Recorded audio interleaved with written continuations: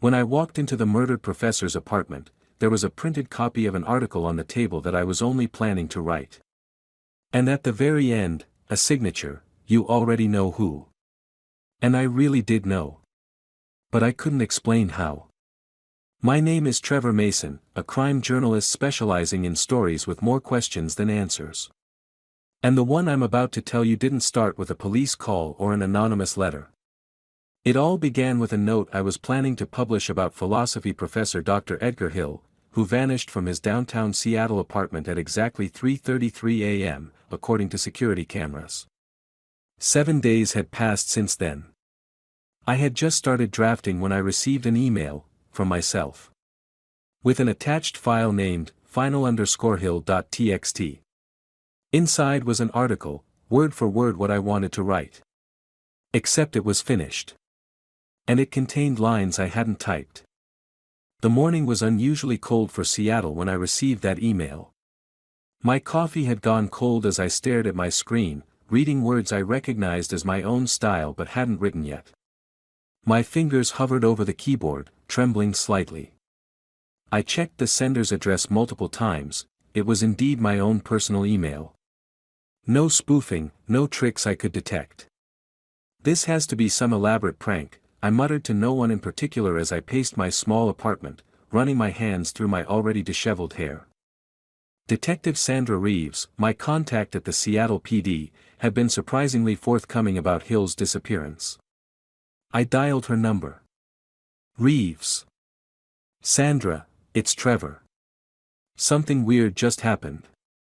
Weirder than a professor vanishing into thin air. Her voice held that familiar skepticism I'd come to appreciate. "I think someone hacked my email. They sent me a completed version of an article I just started writing about Hill. I didn't mention it came from my own address.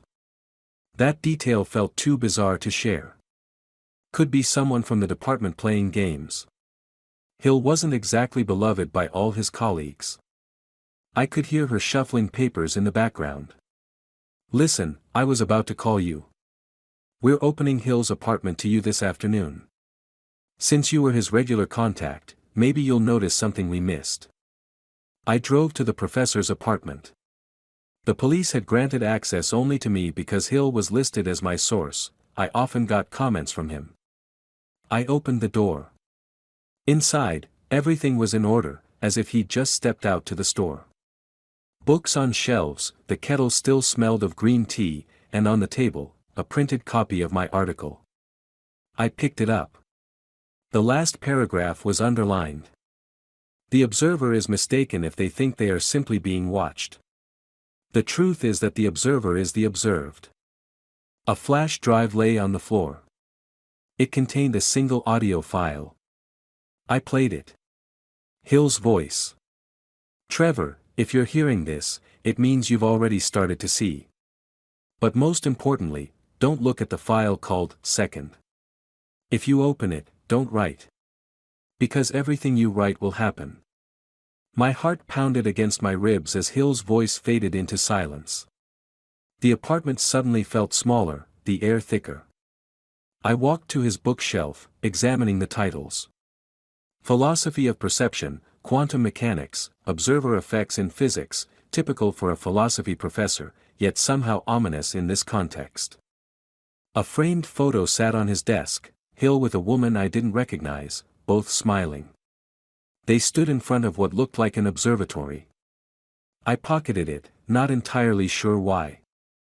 I left the apartment, sat in my car, tried to breathe.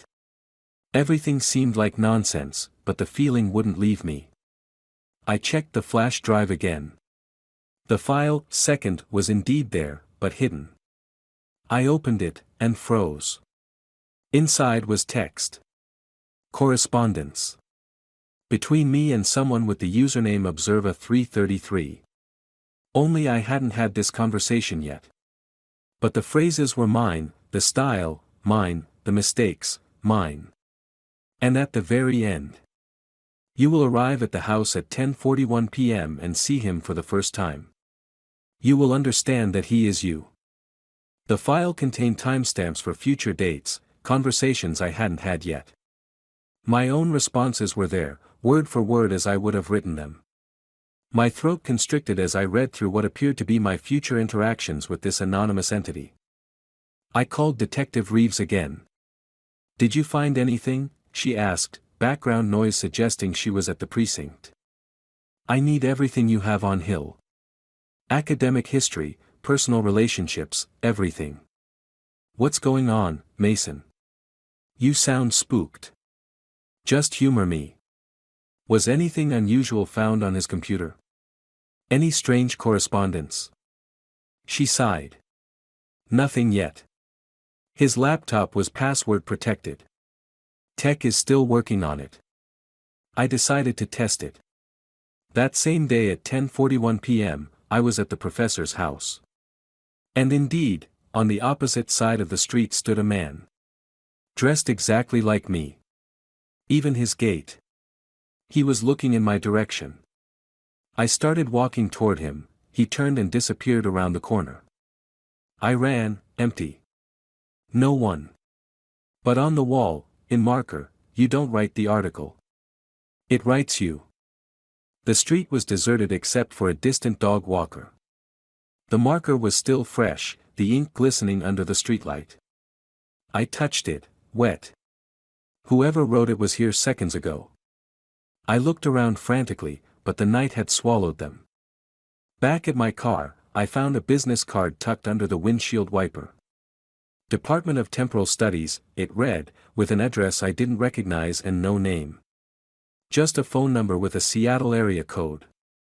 I returned home. Opened my laptop.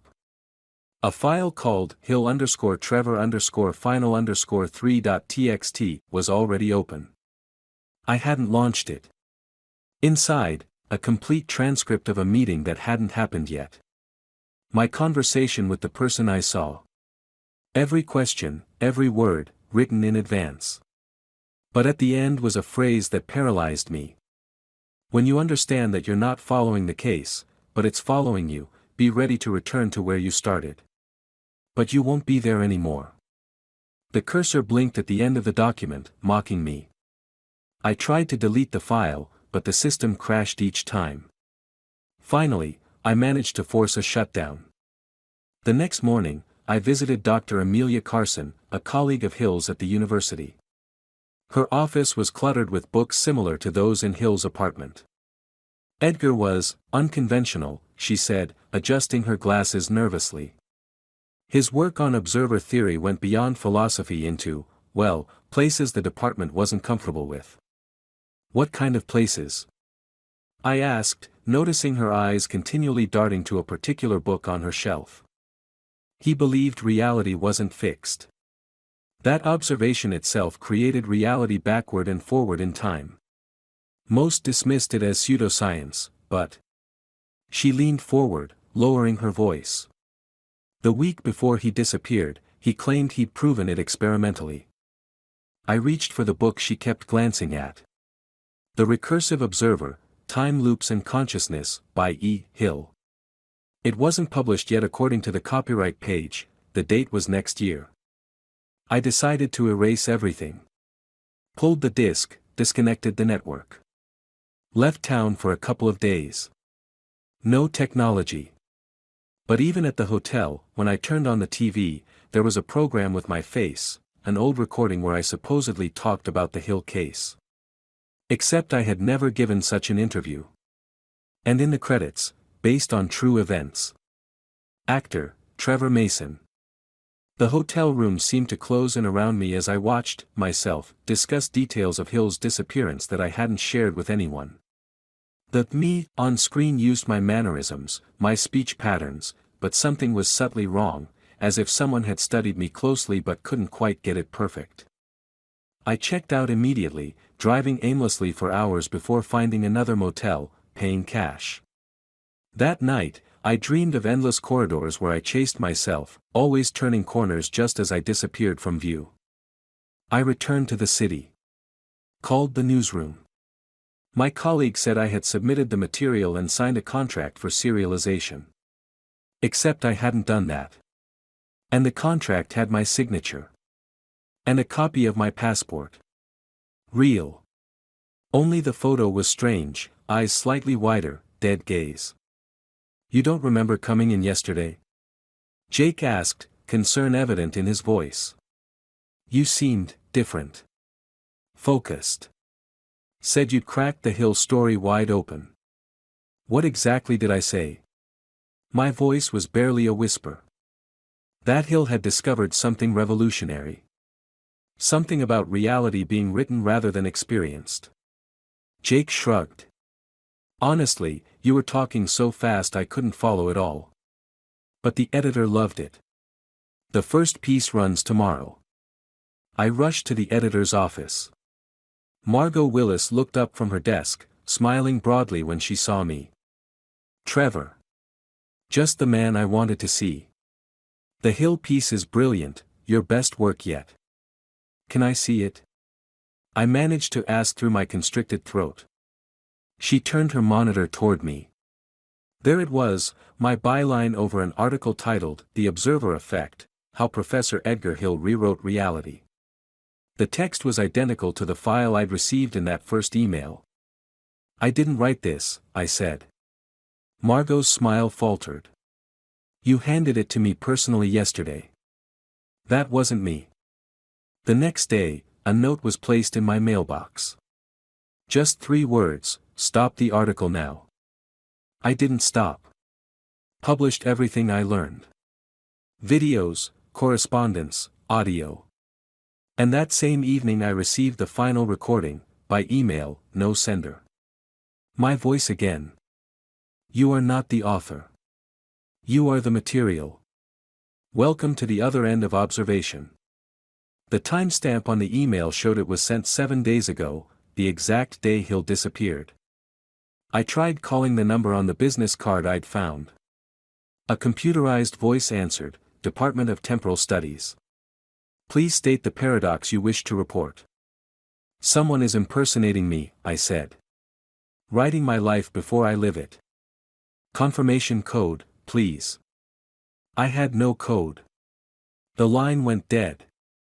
That night, I sat in my apartment surrounded by printouts of the articles, the emails, transcripts of the recordings. Everything connected in ways I couldn't fully grasp. Hill's research, his disappearance, my doppelganger, the article that wrote itself. My phone rang, unknown number. Hello. I answered. Trevor. It was Hill's voice. I don't have much time. Listen carefully. What you're experiencing is the collapse of observer states. I proved it was possible, but I couldn't control it. Now it's happening to you. Where are you? That's the wrong question. When am I? And the answer is everywhere and nowhere. I've become recursive. And so have you. Check your latest draft. I looked at my laptop. A new document was open, words appearing as if being typed in real time. I looked at my laptop. A new document was open, words appearing as if being typed in real time. The phone slipped from my fingers. The cursor continued to move, describing exactly what I was doing, what I was thinking, what I was about to do. I was no longer writing the story. The story was writing me. What if you're not telling the story, but are its ending, written long before your first word?